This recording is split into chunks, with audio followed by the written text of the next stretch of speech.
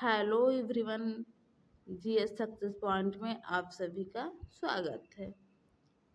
पिछली कक्षाओं में हम लोग घटना चक्र के जो topic wise previous year question paper पूछे गए हैं उसके बारे में अध्ययन कर रहे थे, जिसमें हम लोगों ने विभिन्न क्वेश्चन को, विभिन्न टॉपिकों को सॉल्व कर लिया था। तो आइए आज की क्लास में हम लोग पृथ्वी की भूगर्भिक इतिहास से संबंधित एग्जाम में पूछे गए प्रीवियस ईयर प्रश्न को सॉल्व करते हैं। पृथ्वी की आयु निर्धारित करने में निम्नलिखित में से कौन सी विधि का प्रयोग करते हैं? तो यह है यूरेनियम डेटिंग विधि। इसको रेडियोमेट्रिक डेटिंग विधि भी कहते हैं। पृथ्वी पर जीवन के प्रादुर्भाव का प्रथम जीवाश्मी साक्ष्य, जब जीवन पृथ्वी पर आया, जीवन रहना स्टार्ट हुआ, उसका पहला साक्ष्य कब मिला था? तो यह बिलियन में मिला था। यहाँ पर सारे ऑप्शन मिलियन में है। 3.5 मिलियन ईयर एगो हुआ था, जो कि आप यहाँ देख सकते हैं, और यहाँ मिलियन की बात हो रही है, इसलिए सारे विकल्प गलत हैं। पृथ्वी पर मूलतः एक ही विशाल भूखंड था जिसे पेंजिया कहते थे, और पैंथालासा महासागर था। पैंथालासा जलीय भाग था जिससे महासागरों का निर्माण हुआ। पेंजिया स्थल खंड था या स्थल भूभाग था जिससे महाद्वीपों का निर्माण हुआ। निम्नलिखित महाद्वीपों में कौन सा गोंडवाना लैंड का भाग नहीं है? तो गोंडवाना लैंड का भाग नहीं है। तो आप देख सकते हैं उत्तरी अमेरिका, दक्षिणी अमेरिका, अफ्रीका और ऑस्ट्रेलिया। तो यह जो तीनों हैं, यह गोंडवाना लैंड का भाग नहीं है। सॉरी, यह तीनों गोंडवाना लैंड के भाग हैं और उत्तरी अमेरिका गोंडवाना लैंड का भाग नहीं है। यह अंगारा लैंड का भाग है। पैंजिया के उत्तरी भाग को लारेसिया और दक्षिणी भाग को गोंडवाना लैंड कहा गया। लारेसिया में उत्तरी अमेरिका, ग्रीनलैंड, यूरोप, एशिया शामिल थे, जबकि गोंडवाना लैंड में दक्षिण अमेरिका, अफ्रीका, मेडागास्कर, अरब प्रायद्वीप, प्रायद्वीपीय भारत, ऑस्ट्रेलिया और अंटार्कटिका शामिल थे। तो आप लारेंसिया और गोंडवाना लैंड में देख लीजिएगा, जो लगभग दक्षिणी गोलार्ध के भाग हैं, कुछ भाग उत्तरी गोलार्ध के भी जो नीचे साइड है वह गोंडवाना लैंड के भाग हैं, और जो उत्तरी गोलार्ध के भाग हैं ऊपर साइड के वह लारेंसिया के भाग हैं। निम्न घटनाओं पर विचार कीजिए। पहला सरीसृप, पहला कीट, कवच वाले जीव, पहला स्तनधारी। उपरोक्त घटनाओं को पृथ्वी पर उनके उत्पन्न होने के कालक्रम के अनुसार व्यवस्थित कीजिए तथा सही कूट का चयन कीजिए। तो सबसे पहले पृथ्वी पर क्या आया था, हमें यह बताना है। तो सबसे पहले कवच वाले जीव आए थे। सबसे पहले क्या आए थे? कवच वाले जीव आए थे। फिर कीट आया था, इसके बाद सरीसृप आया था, और सबसे लास्ट में स्तनधारी आया था। तो पहले हमने क्या बताया? सबसे पहले कवच वाले जीव आए थे, यानी 3। फिर क्या आया था? पहला कीट आया था 2, फिर सरीसृप आया था 1, इसके बाद स्तनधारी आया था 4। 3 2 1 4, 3 2 1 4। Option number C is right answer.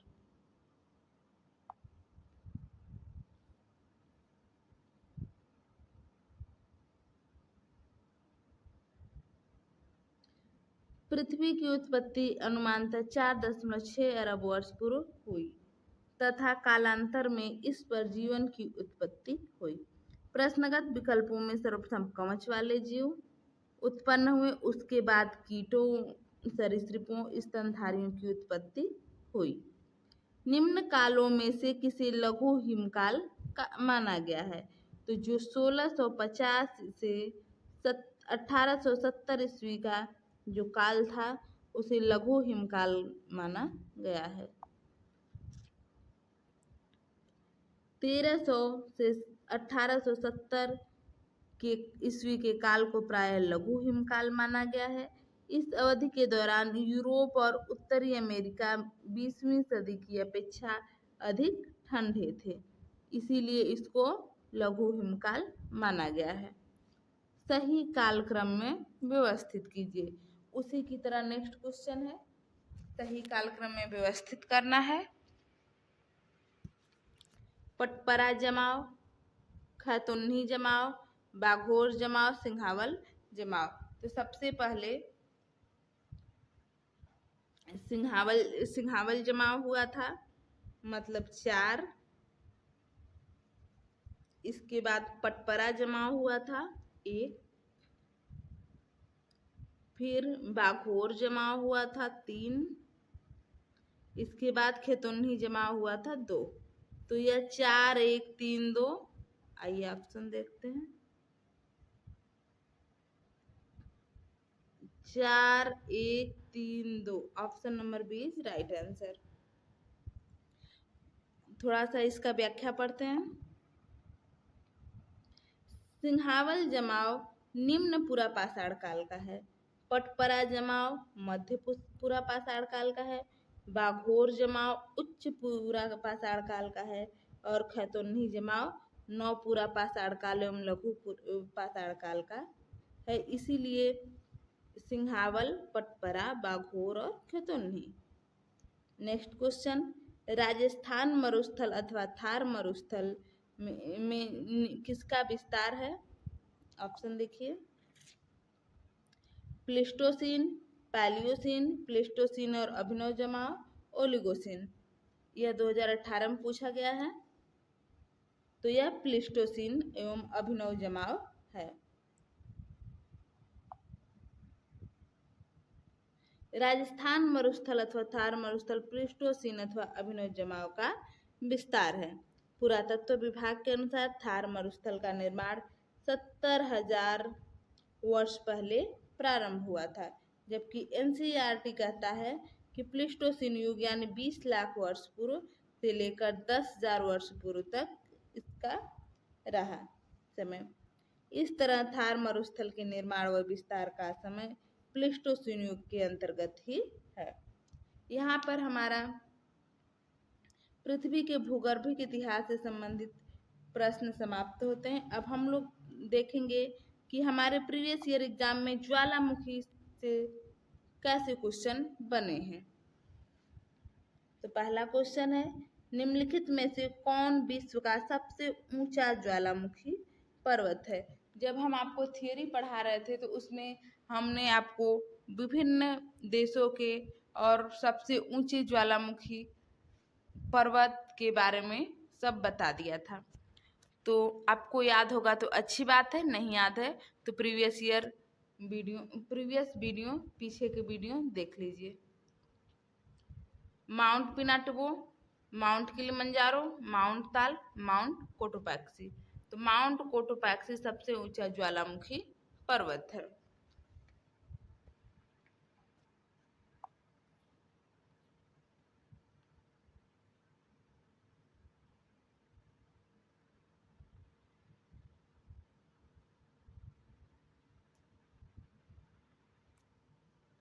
आप यहाँ देख पा रहे होंगे माउंट पिनाटुबो की ऊंचाई 1485 मीटर है। माउंट किलिमंजारो की ऊंचाई 5,895 मीटर है। माउंट कोटोपैक्सी की ऊंचाई 5,911 मीटर है। जबकि माउंट ताल ज्वालामुखी फिलीपींस में स्थित है। यह 311 मीटर ऊंचा है। अर्जेंटीना और चिली की सीमा पर स्थित ओजोस डेल सेलाडो विश्व का सबसे ऊंचा सक्रिय ज्वालामुखी है, जिसकी ऊंचाई 6,893 मीटर है। तो इन सभी में आप देख रहे होंगे विश्व का सबसे ऊंचा ज्वालामुखी 6,893 metre Ojos del Salado Argentina और चिली की सीमा पर है। और इसके बाद आता है Kilimanjaro, mount Kilimanjaro 5,855। Mount Cotopaxi 5,911 metre. Next question, Mauna Loa ज्वालामुखी एक सक्रिय ज्वालामुखी यह कहाँ है? तो मोना लोआ हवाई द्वीप का है। हवाई द्वीप कहाँ है? यूएसए में है।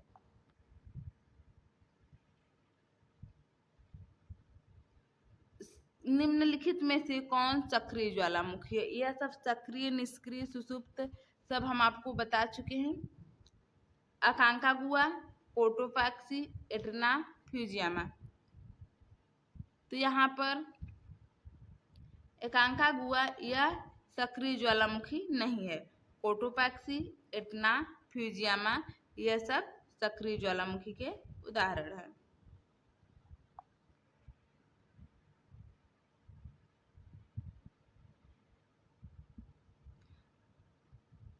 कोटोपैक्सी इक्वेडोर का है जो कि दक्षिणी अमेरिका में है। एटना भूमध्य सागर में सिसिली द्वीप इटली का है। फ्यूजियामा जापान में अवस्थित है। और अकांकागुआ अर्जेंटीना और चिली की सीमाओं के पास स्थित है। और अकांकागुआ सक्रिय ज्वालामुखी नहीं है। निम्नलिखित में से कौन क्रियाशील ज्वालामुखी है? सेम क्वेश्चन पूछा है तो ऑप्शन बदल दिया है।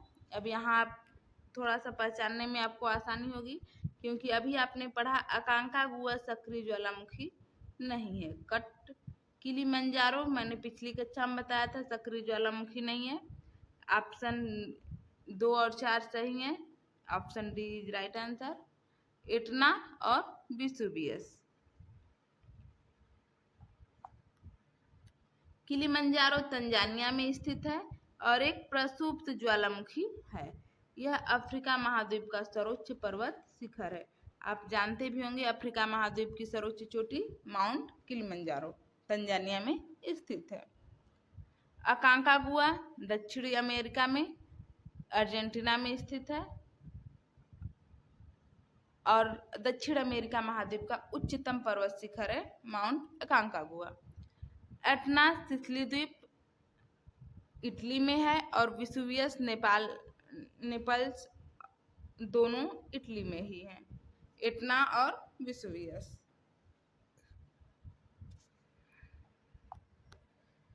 अफ्रीका की सर्वोच्च पर्वत शिखर माउंट किलिमंजारो कहाँ स्थित है? तो यह तंजानिया में स्थित है। निम्नलिखित ज्वालामुखियों में से किसे भूमध्य सागर का प्रकाश स्तंभ कहा जाता है? तो स्ट्राम्बोली को भूमध्य सागर का प्रकाश स्तंभ कहते हैं।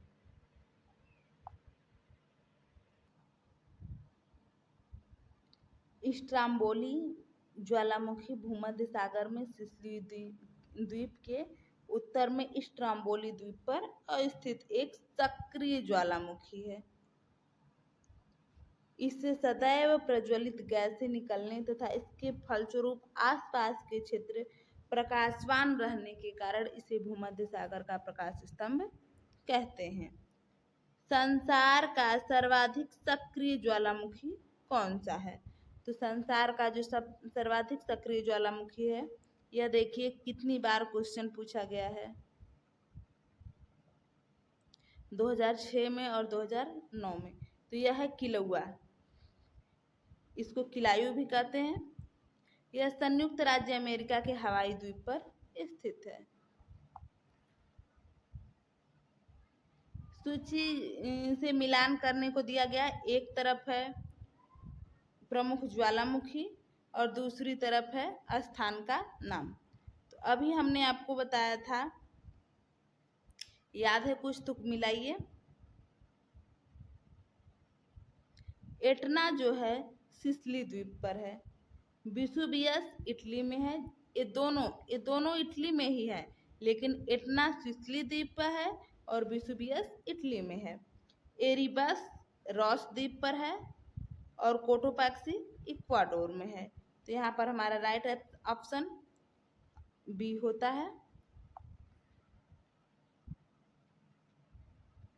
माउंट एटना भूमध्य सागर के विशालतम द्वीप सिसिली के पूर्वी तट पर स्थित एक सक्रिय ज्वालामुखी है और वेसुवियस इटली की नेपल्स की खाड़ी में स्थित सक्रिय ज्वालामुखी है। और माउंट एरिबस अंटार्कटिका के रॉस द्वीप पर स्थित सक्रिय ज्वालामुखी है। और कोटोपैक्सी इक्वाडोर के एंडीज पर्वत पर स्थित सक्रिय ज्वालामुखी है। यह दक्षिण अमेरिका में है। फिर से आ गया मिलाने वाला क्वेश्चन। इधर ज्वालामुखी का नाम है और इधर देश का नाम है।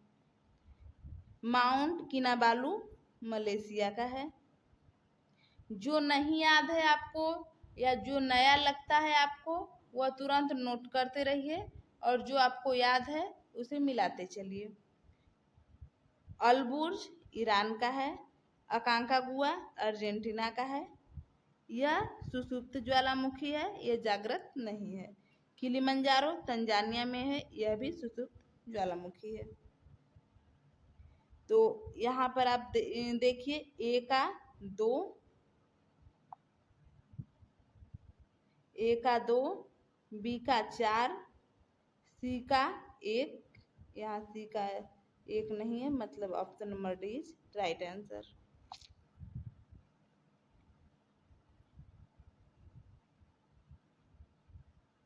अगला क्वेश्चन देखिए। यहाँ भी सुमेलित करना है। एक तरफ है ज्वालामुखी, दूसरी तरफ है देश। देखिए ऐसे क्वेश्चन कितनी बार पूछे गए हैं। अगर आपको नहीं याद रहेगा तो आप मिलान नहीं कर पाएंगे। सबनकाया ज्वालामुखी पेरू में है। माउंट एटना इटली में है। कोलिमा मैक्सिको में है। माउंट मैरापी इंडोनेशिया में है। तो ए का 2, ए का 3 कैंसिल, ए का 4 भी cancel. Option number C is right answer. यहाँ भी देख लीजिए। Sabancaya Peru, Etna Italy, Colima Mexico और मैरापी इंडोनेशिया। प्रसिद्ध ज्वालामुखी पर्वत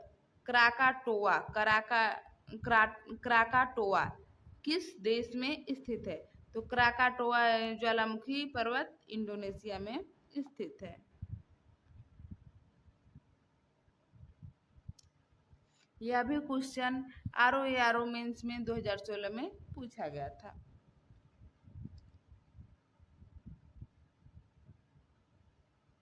इसमें 1883 में ज्वालामुखी विस्फोट हुआ था। नेक्स्ट क्वेश्चन देखिए, यह भी मिलाने वाला है। मैच द फॉलोइंग ज्वालामुखी देश। माउंट रेनर यूएसए का है। माउंट एटना इटली का तो आपको याद ही हो गया होगा, एटना वेसुवियस इटली का। माउंट अकांकागुआ अर्जेंटीना का। कोटोपैक्सी इक्वेडोर का। किलौआ या किलायू हवाई द्वीप का। जितने नए हैं नोट करते रहिए। माउंट पेरिकुटिन मैक्सिको का है। माउंट एप्पो फिलीपींस का है। तो आप देखिए ए का 4 और बी का 1, सी का 2 और डी का 3। Option number B is right answer.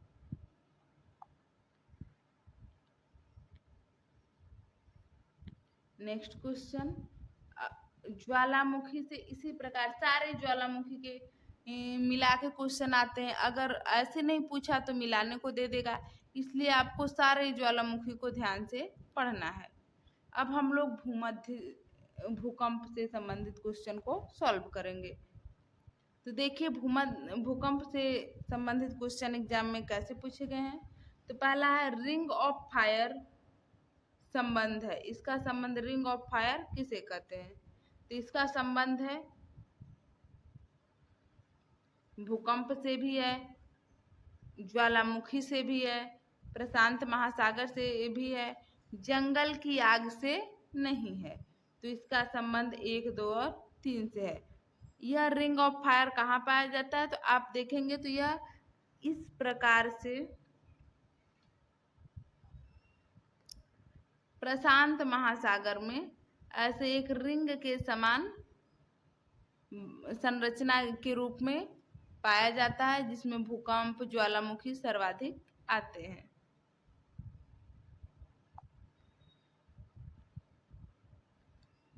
Ring of fire प्रशांत महासागर क्षेत्र में भूकंप तथा ज्वालामुखी से प्रायः प्रभावित परिक्षेत्र है।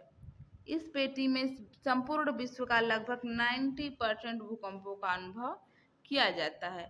इसकी 4 प्रमुख सुलभ दशाएं हैं। सागर तथा स्थल भागों के मिलन बिंदु। यहाँ पर स्थल और जल भाग का मिलन बिंदु है, इसलिए नवीन मोड़दार पर्वतों के क्षेत्र होने के कारण, ज्वालामुखी क्षेत्र होने के कारण और विनाशी प्लेट सीमाओं के अभिसरण के कारण भी यहाँ पर विश्व के 90% भूकंप आते हैं। इस क्षेत्र में कौन कौन से देश शामिल हैं? तो इसमें Chile, California, Alaska, Japan, Philippines, New Zealand, इन सब में बहुत तीव्र मात्रा में भूकंप आते हैं।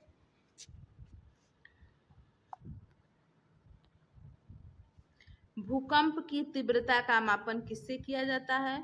तो भूकंप की तीव्रता का मापन रिक्टर पैमाने से किया जाता है।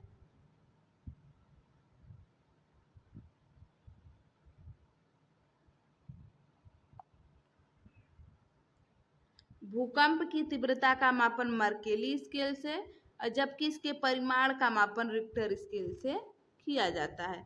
यहाँ पर जो ऑप्शन न्यूनतम है, मतलब निकटतम है, उसी को सही मान लिया गया है। नेक्स्ट क्वेश्चन है, निम्नलिखित में से किस यंत्र का भूकंप तरंगों के मापन में प्रयोग किया जाता है? तो सिस्मोग्राफ है, सिस्मोग्राम गलत है, सिस्मोस्कोप गलत है, सिस्मोमीटर गलत है। ऑप्शन देखिए कितना फंसाने वाला ऑप्शन।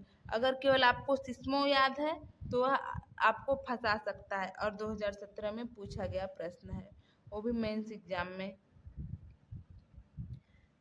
अगर आप सिस्मो याद किए तो ग्राफ में आपको फंसा देगा, फिर आप सोचेंगे ग्राफ है कि ग्राम है कि स्कोप है कि मीटर है। तो आप पूरा याद कीजिए सिस्मोग्राफ।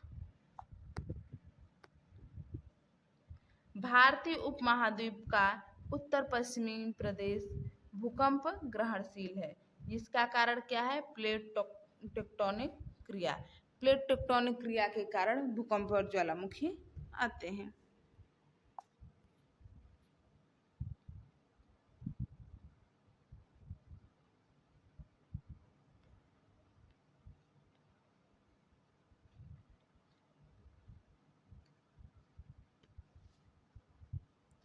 पृथ्वी की सतह का वह भाग जिस पर भूकंपीय तरंगों को सर्वप्रथम रिकॉर्ड किया जाता है वह क्या कहलाता है?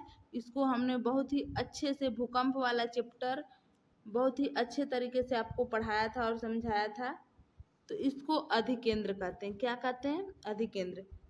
जिस भाग पर भूकंपीय तरंगों को सर्वप्रथम रिकॉर्ड किया जाता है उसे अधिकेंद्र कहते हैं। और जहाँ से भूकंप की उत्पत्ति हुई है इसे भूकंप मूल कहेंगे, और जहाँ पर सबसे पहले रिकॉर्ड किया जाता है इसे अधिकेंद्र या एपिसेंटर कहते हैं। यहाँ पर हम लोगों ने भूकंप, ज्वालामुखी और पृथ्वी की भूगर्भिक संरचना से संबंधित क्वेश्चन को सॉल्व कर लिया है। हम अपने नेक्स्ट क्लास में